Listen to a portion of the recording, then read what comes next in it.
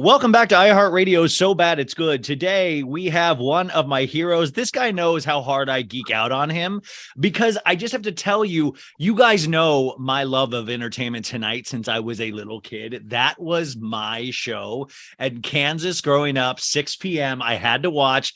And now this man is the chief housewives correspondent for Entertainment Tonight. And he is so damn good at his job. Just at BravoCon, I was just like rewatching all of his. Go follow him on Instagram right now. If you want behind the scenes dirt, that is the account to get. This account should have 250,000 followers because everything you want to know is on this account. You have to watch every report this man files.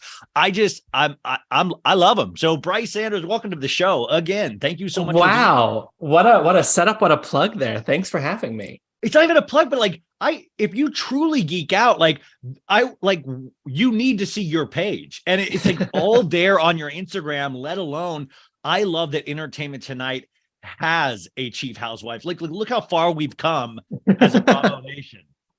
I mean, it's a made up title. It's not my true job. No, stop it. That is not a made up title, Bryce. It's a title I gave myself. Like the king of pop, like you are. Yeah.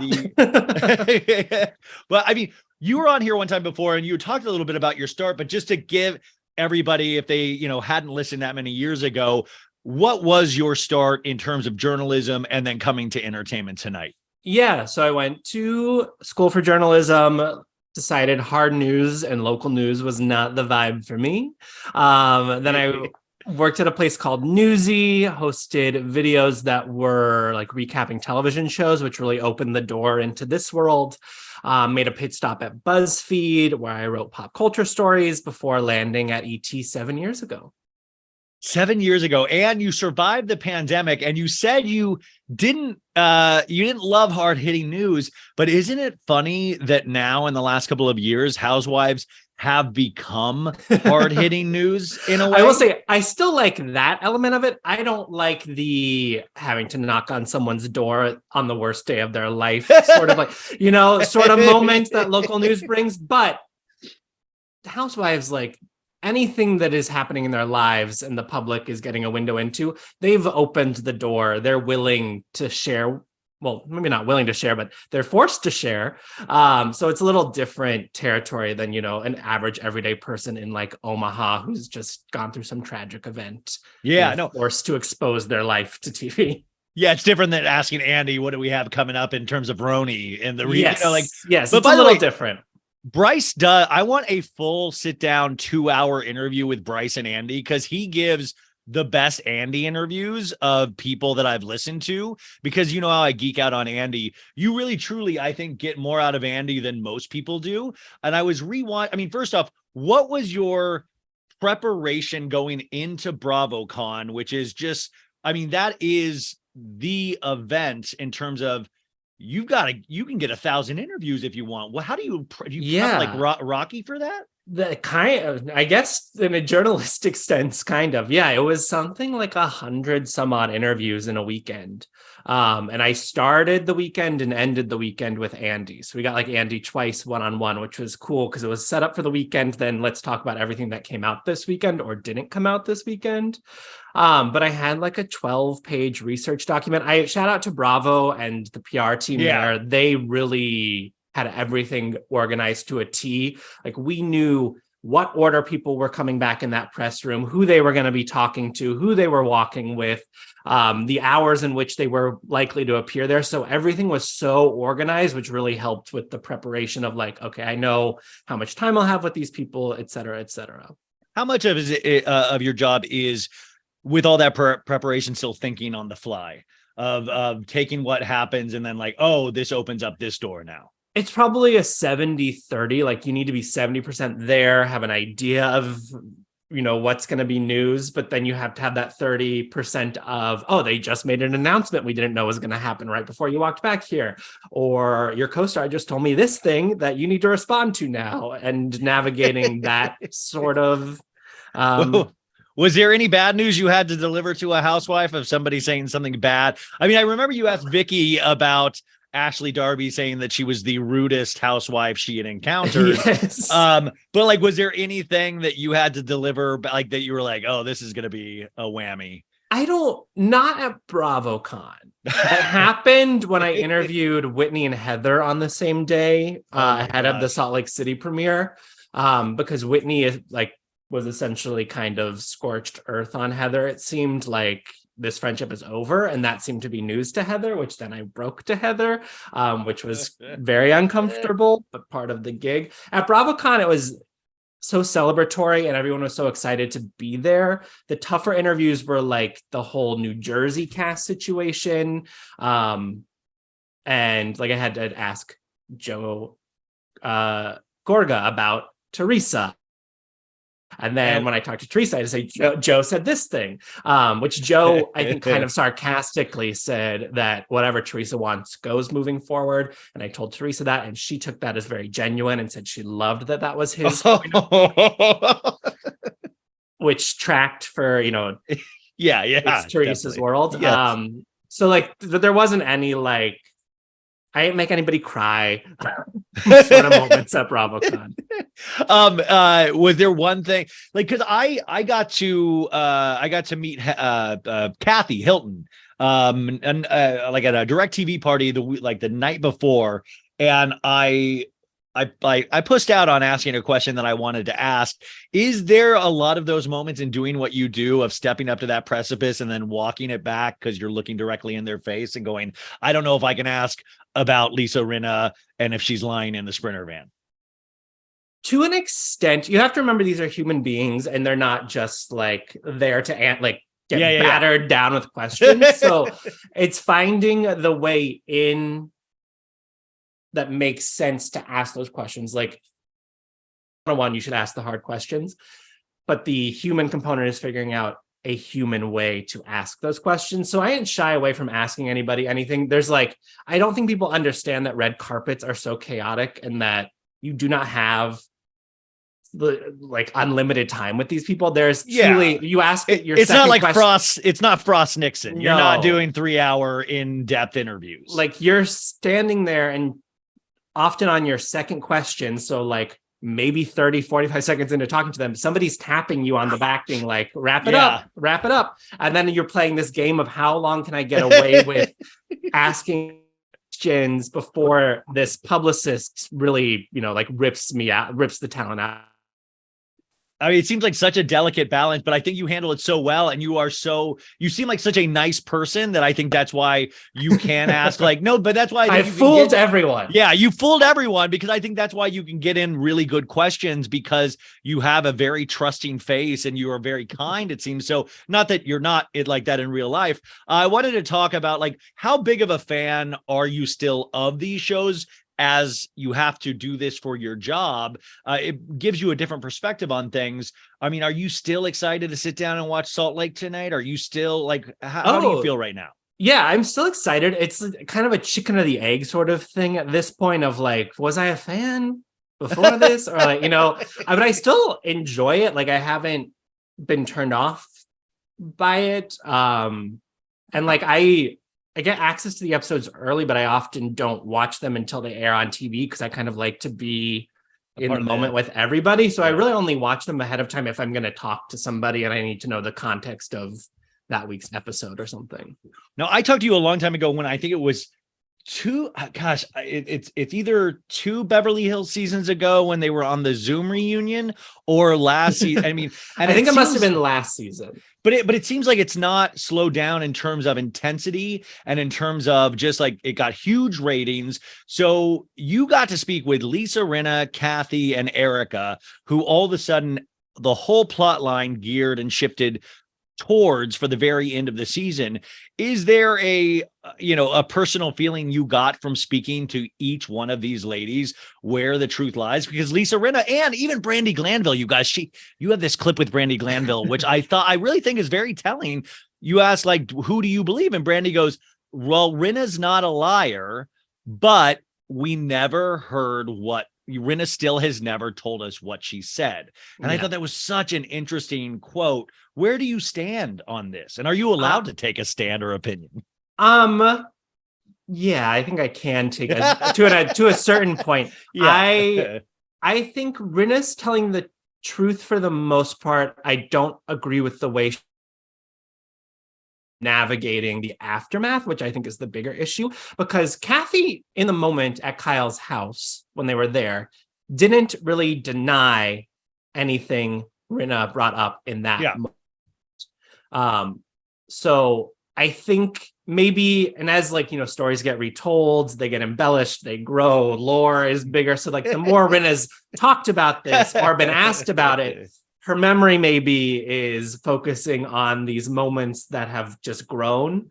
So I think Kathy had a full meltdown, but was it right of Rinna to go about like taking advantage of that and turning it into this whole thing? That's more so the question than whether it happened. Yeah, I mean, I think that it really is weird because Rinna has now turned it into a whole like production number, and we still don't have footage of the actual production itself. So the fact that she's now like, building off of this and the season's over, I get it's interesting. That's a question I wish I had been able to ask Rinna was, why were you live texting what was happening instead of hitting record on your phone if it was such exactly a thing? Bryce, Faces by Bravo told me, and I thought this is the only thing that made sense. Imagine because I've stared into Kathy Hilton's eyes, and like it would zoom me. I was like, I couldn't. Like, imagine Kathy in a Sprinter van with you, and she's staring directly at Rinna, screaming these things. She would notice if Rinna then went for her phone, and I was like, that kind of makes sense. Like, Kathy would be. I was trying to. But if she was on the phone already, live texting everything that was happening, that's the piece to me. Like, I fully believe that there's no footage of this because it's not Summer House, it's not Winter House. There aren't cameras just in Kyle's home. Yeah. And the Sprinter van, I think production had wrapped. They had a producer with them who seemingly stayed at the club with the girls because that's where that footage of them like driving in the van was. But yeah, I don't. And who knows? That producer, I bet that producer got a stern talking to after the end of, or maybe season. Not. Knows what rules there are, or maybe the producer had gone home for the night.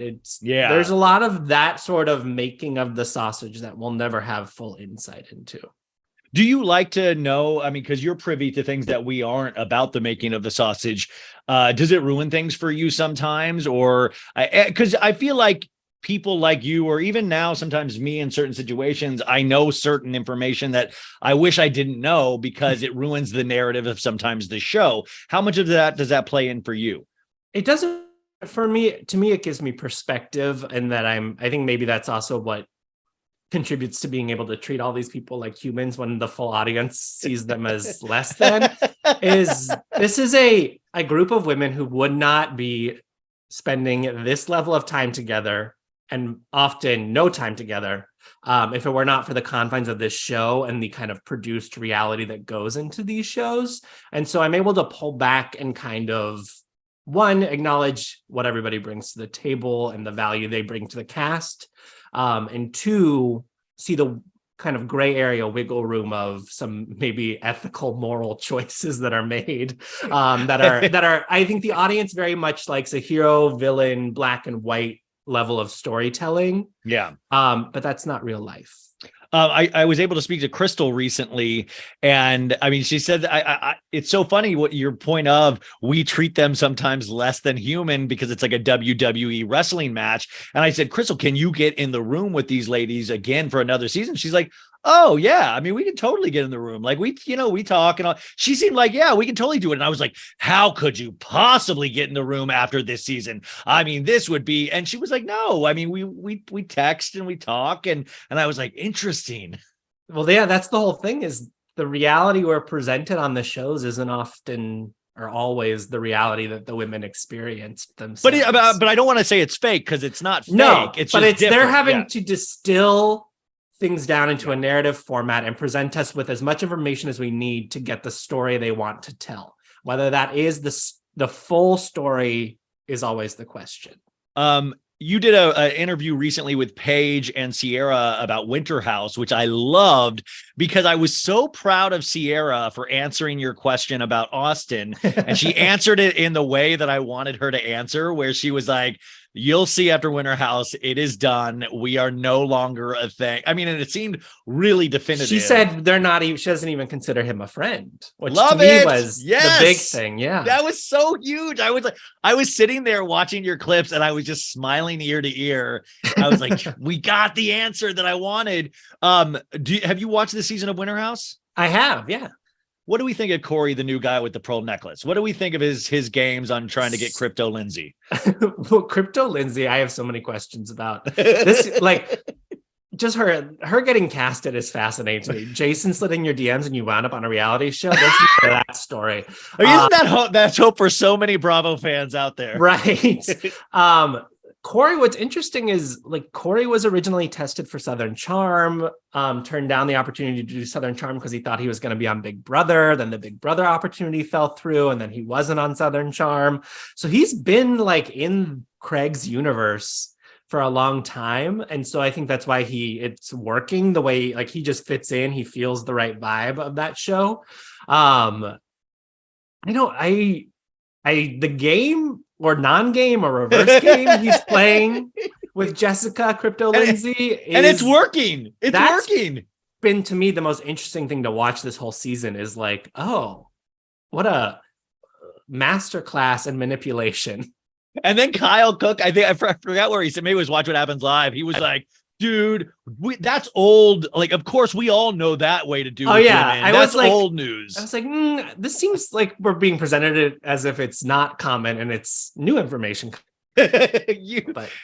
You've had the pleasure, I guess, or opportunity of interviewing Craig Conover at multiple times in his career. Yeah. Have you noticed a difference just in how he handles himself? Because in Winter House, we're seeing a very, paying $500 for the main room. He doesn't want to clean things. When you interview him, do you see a different guy? Do you agree that he is the number one celebrity on Bravo right now?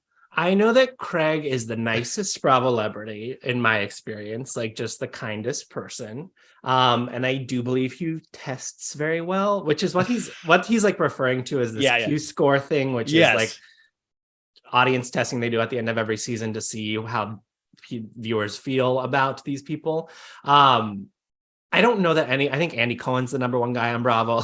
That should just be established fact. And then after that, it's Jax, of course, even though he's not on Bravo anymore. But Craig, to me, the evolution I've seen is he's just like becoming a mature person who's confident in himself. I think there was a lot of imposter syndrome and lack of confidence in the early years of Southern Charm. And now maybe we're just seeing a fully formed version of this person. But at the same time, I loved Paige. Paige really does crack me up. Paige saying, well, he doesn't like to dry off in the shower, so there's just big wet spots everywhere. This was one that I brought a soundbite to Craig, and I said, Paige said the thing she learned about you is that you walk around after your shower and just drip water everywhere. And he was so offended and was like, this is not true. What an insane lie to bring up. This is character defamation. And like Austin was having his back. He's like, yeah, no, he doesn't do that. And I said to him in the moment, I was like, you know what? I kind of believe you, because if you did this, wouldn't Austin have seen your penis by now? That's why you are the Chief Housewives correspondent. That is quick thinking on your feet.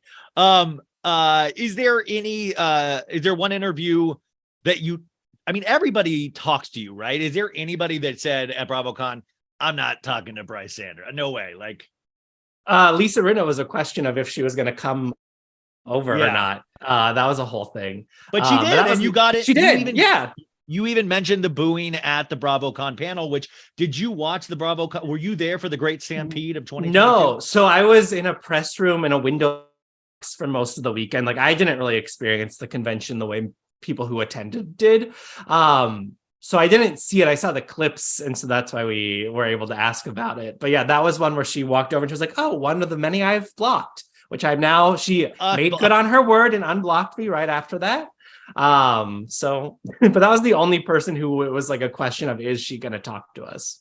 Andy, during one of his panels, Ask Andy, he had made some interesting remarks that people are still deciphering about the future of Jen Shah on Bravo. We're, of course, knee deep in the season, and we are yet to have been. We know that she changes her plea, so it really gives an interesting perspective watching the show right now. Would you, or are you planning on getting an interview with Jen Shah before the end of the season? It's my Christmas wish. There's working to make it happen. I don't know if it will happen, but I would love to sit down with her and hear what she has to say about everything that happened, because it seems like it'll be a question mark if she'll be at the reunion or if she is at the reunion, and kind of what capacity or version of herself will be there. Andy made it sound like it felt like she wasn't, but then it felt like he wanted to do a sit down with her, like he did with Luann. The reading in between the lines is like she probably won't be at the reunion, but they will try and do a one-on-one with her, which I think would actually be better, because I would rather just get her alone and get her with questions that are direct versus having a conversation around her. Because had the conversation that's around her, everybody said their kind of piece on why they feel the ways they feel about Jen, and we haven't heard from her. I mean, you always, that's why I say you inspire me, because you always get me thinking of like, what would be the question to ingratiate themselves to me? And then what would be the way you would ask a hard question in a nice way? Is there an overall question as just even a viewer of the show that you would want to know to Jen? And like, or would, how do you present a tough question to somebody that is going through such a really difficult period of their life? Yeah, I think with that one, you would just need to be direct and ask the questions that are there. There's a lot of obvious questions. The number one being, what happened to make you change the plate? Like, was there one thing that informed your decision to switch from not guilty to guilty? So who knows if we'll ever get that question, if we'll ever get that answer. But I think with something like that, it's better to just ask the obvious than it is to try and massage around the issue. Vanderpump Rules season 10, we know it is finished filming. Schwartz and Sandy's has now, if you guys feel that breeze in the air in Los Angeles, it means Schwartz and Sandy's has just opened. We don't know when the premiere date, but I imagine we're getting the trailer fairly soon. Are you already looking to head to when do you already set up pre-interviews with these people? You guys, by the way, you had a great question with Schwartz at BravoCon, because Katie had given him a plant or a plant, and they said you were like, was this a farewell plant after the divorce? Well, no, it was a birthday. It was a birthday plant. Well, he posted it like, thanks so much, Music Kills Kate, on the day they confirmed that their divorce had been finalized. So I was like, it's a parting gift. I guess it was a 40th birthday present. Happy 12th anniversary. Here's a plant. Yeah. I don't have any information on Vanderpump Rules yet. So the interviews kind of come into play as soon as the trailer's announced. That's when that conversation starts. But I'm very interested to get eyes on this trailer to kind of see where there's so much. We've heard so much about what happened, but I want to see what actually happened. Well, I don't know if you can cover this for entertainment tonight, because I don't think it's necessarily news, but if you are aware of the Bravo sphere, do you realize not just Rinna is unblocking people, Jax, who's no longer on the show, is finally unblocking people, and he is trying to make mea culpas to everybody. So this could be a fascinating just documentary of Jax's true redemption tour finally off of the show. Also, you had asked Andy about Real Housewives of Dubai. You couldn't nail him down on a second season, but I thought it was interesting information that he gave us that Caroline Stanberry and Ion actually could be a power duo down the line. Yeah, and I fully think a second season of that show is happening. I think they're working out the changes they want to make to it, because there were a lot of things with season one that it was just like there weren't enough group scenes. We were never in these women's houses. It was always like an odd two people out for lunch, kind of like that was the whole season. So I think they're trying to figure out how to kind of up the entertainment factor, I guess. Well, no, and also the ladies all being together. Like I was talking to, I think it was Heather McDonald last week, and she says, I just like the scenes when they're all in the same room. I just want all the interaction. That's the truth of all the Housewives shows. We just want to see these women together and having discussions and disagreements and agreements with each other. But yeah, it's interesting because when I did press for the beginning of the Dubai season, I told Stanberry, I think you and Ion could be one of the most iconic dynamic duos in Bravo history if you gave each other a chance. And she looked at me like I had just, killed her child or something. Like she was like, never going to happen. So now that might happen, I'm excited by that and what it kind of means for the shifting dynamics of the group, because if Lisa and Stanberry are still at odds and Ion and Brooks are still at odds and all of those kind of chess pieces, how do all the relationships shift with that shift? That's the kind of fascinating thing. As silly as we can laugh at these shows sometimes, I do find it really fascinating to think about the shifts and the Survivor tone that some of these shows have with the team ups and who's on whose side. I think it truly is interesting to speculate on, which I'm scared one day there'll be actually a betting pool about in Vegas. Do we ship Ashley and Luke as we start winding down? Very much so. And on the betting note, somebody keeps emailing me every week, like a rundown of the power rankings of the Real Housewives of Potomac cast. I get a press blast every Monday, and I don't understand. Is it from Karen Huger? Is she sending out the blast? Yeah. From Sharice Jackson Jordan. No. But so people do bet on this stuff, I guess. I am into Luke and Ashley. I believe Luke is older than Ashley, which is weird for me to process in my mind because she's got 2 kids. Like she should be older than him. But they both have this very like cool Zen energy. So it does make sense that they would find common ground and an interest in each other. And they're also both Brice, they're all hot people. Yeah, I was like, wait a sec, the common ground is that they're hot. Like, but it's like I'm saying it can go beyond just a physical lust attraction. It's like there might be some there for them. Well, and I root for like Austin came and threw wreckage into Summer House, but Luke, we saw him not read social cues on an episode of Winter House, and he was massaging, and I thought that was and I loved how he handled it. I loved how Jess explained it. I thought that was actually in the midst of a very silly drunken show, kind of this interesting little tidbit argument, but I want a win for Luke. I think Luke's ready to try to learn how to make women feel very comfortable. Right. It's been interesting. Like a man who should have all the game in the world. Yes. Has no game and really struggles to connect with people and then gets confused why they're not interested in him. It's because he seems to jump into this full throttle. How you would act 3 months into a relationship is how he starts flirting with somebody. Well, who is actually even worse than that is Jason from Winter House. Jason from Winter House, good looking dude, nice dude, cooks for the whole house. And he's another one that can't seem to, but do you blame Luke? I was comparing the first season of Winter House. The first episode we end with, I think it was Austin and somebody else in the jacuzzi with Sierra, and they were the last shot is of buttocks of grabbing buttocks. So I'm like, Luke sees this stuff and he's like, why can't I make out with somebody in the jacuzzi in the first episode? Right. It's there's different rules for different players in the game of Okay, I just have Erika Jane, there's a lot of legal information that's going to be happening for the next 10, 20 years, I feel. Yeah. There was just a news something yesterday. When you spoke to her at BravoCon, was there anything that she revealed or anything that you found interesting about her behavior? She said the light at the end of the tunnel is brighter than it's ever been when it comes to her legal situation. She keeps getting cleared in some of these civil matters, and they're all civil. There's no... That's the thing about the Erika situation. There is no criminal charges. Yes. And I have maintained since her life imploded, she walked into a lifestyle and never questioned how it existed. So I truly don't think she knew any of this stuff. I also understand most of her points she's made.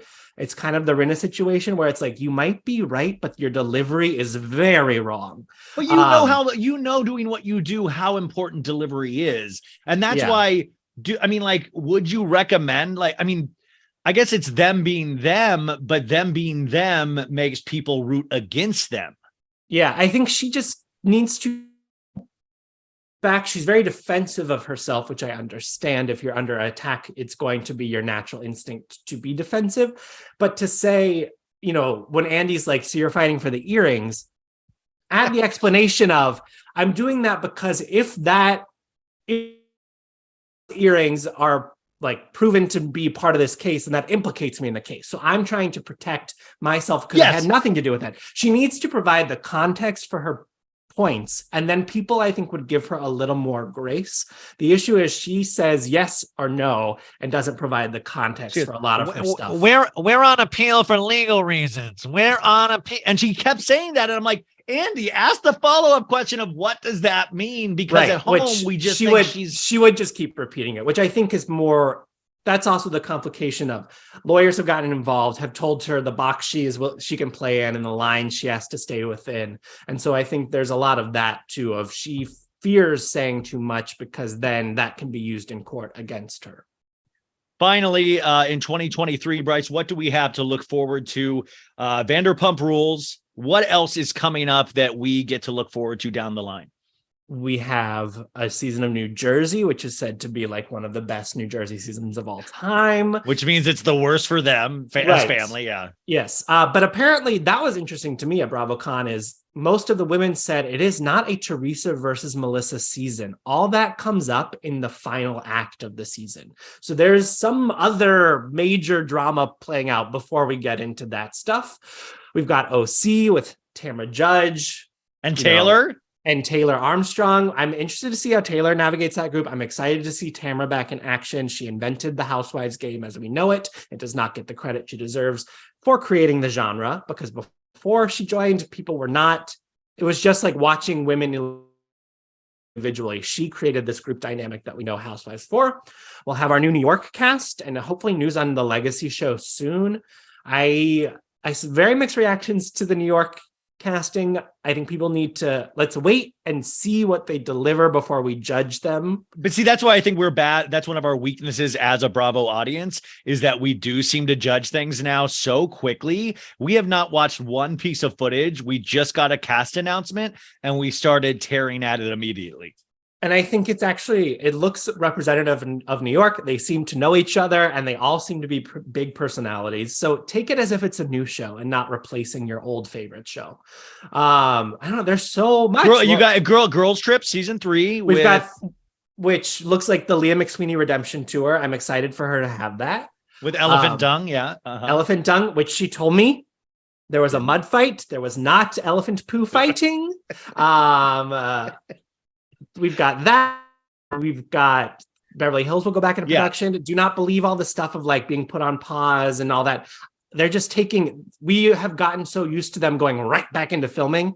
They're kind of returning to their old way of production where they're taking a break for the holidays and picking up in the new year. Also, I think very smart just to give people time to decompress, because I heard that Diana actually does want to come back for a second season. Who knows if that's true, which I was like, wow, but maybe you do need a couple months to decompress. And would you make any cast changes to Beverly Hills?